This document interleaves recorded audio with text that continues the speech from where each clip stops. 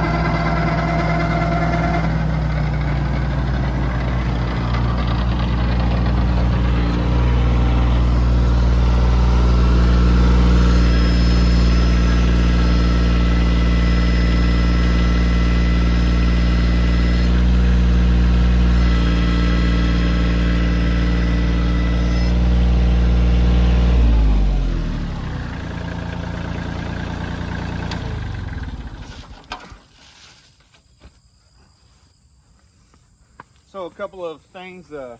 We've had this for over a year now.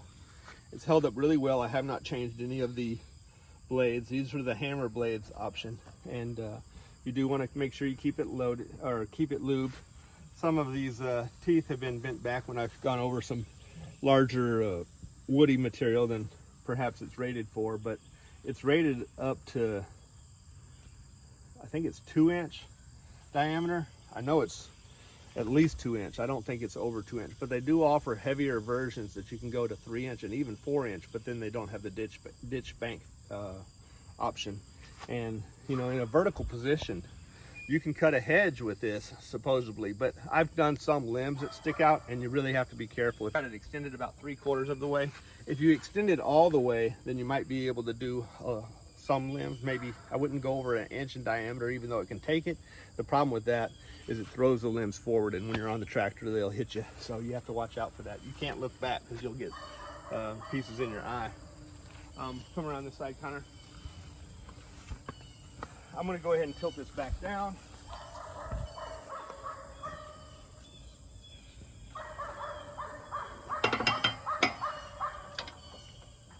Now, you'll see here that there's some wear on this tubing. That's because when I have it extended all the way, it'll hit this pivot point. And what I've done to handle that is I've put on a PTO extension to bring out this knuckle, which would be further up to the tractor without the extension. And when it's further up to the tractor, that causes this angle to be great enough to hit it. But with that 4-inch extension, it brings it out where it clears it. It no longer hits it. Unless you have it all the way out and tilted down, then it would hit it. But if it's just tilted down a little bit, you'll be fine on the clearance. The other thing that I've had to do is I had to put in some restrictions, flow restrictions. Where are they? I guess I got them up here on the leading edges of the hydraulic lines for this, and I had to minimize it down to like 1/64 of an inch for the extension and the tilt. Otherwise, it would just swing and tilt too fast. It was too hard to control and be herky-jerky, and I didn't like that. So anyway, here's the model. It's the Betstco AGL 145 ditch bank flail mower. After having it, say I've cut some stuff that's heavier than it's rated for, probably 2.5 inches is, I'd probably cut that big.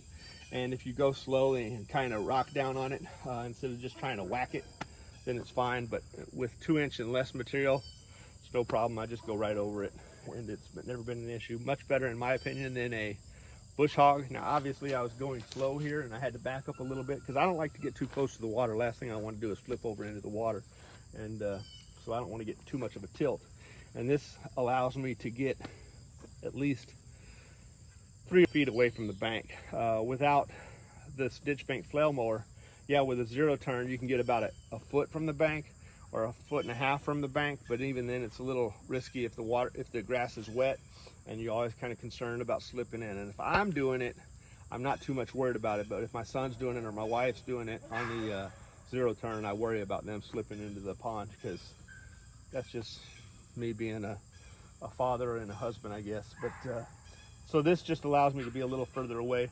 Plus, we do have water moccasins here, so that keeps me away from the water moccasins in the tall grass without having to use a weed eater. So I actually like it.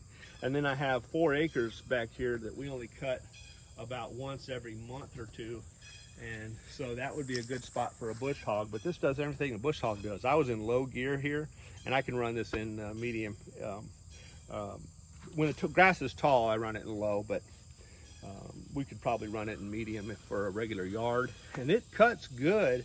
If you could cut a yard with this, honestly, it cuts good, even with the hammer blades. If you have the Y blades, they say it cuts grass better than the hammer blades, but I've cut grass with this, and it looks like about like a 0 turn. It will scalp the dirt if you have high spots and low spots, but to me, that doesn't bother me because I like to get rid of the high spots. So when you scalp the dirt, it throws the high spots into the low spots, so that doesn't really bother me. All right, so here it is disconnected. And now that I've had it disconnected, let me tell you a few more of my thoughts over the last 2 years that I've had. This paint on that cylinder needs to be touched up. Not a big deal, I can do that anytime I want. Just a little sandpaper and a little paint will fix that. The other issue would be I had to put restrictions on these hydraulic lines because the valves that control the in and out and the tilt functions are way too fast, and so it doesn't provide good control. It's very herky-jerky, so I've had to put those restrictions to regulate that.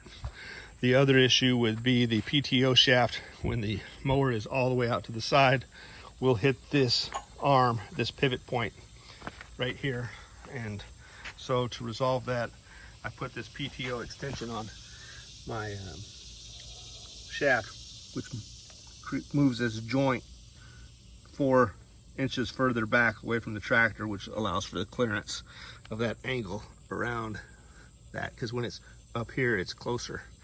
Let me hold that up here. So when this joint is closer to the tractor, it's also closer to that hinge point. So when I move that shaft back, it provides me enough clearance.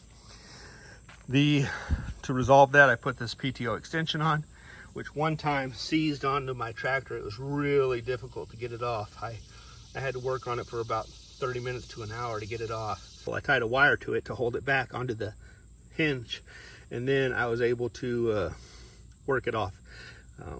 But it just took a lot of work to get it off. After getting it off, I've used anti-seize on it. That's never been an issue since. Now, on some of the models, the gearbox is not on top, it's on the side. When it's on the top, it provides you more clearance on the tilt to the ground because you don't have this gearbox on the end.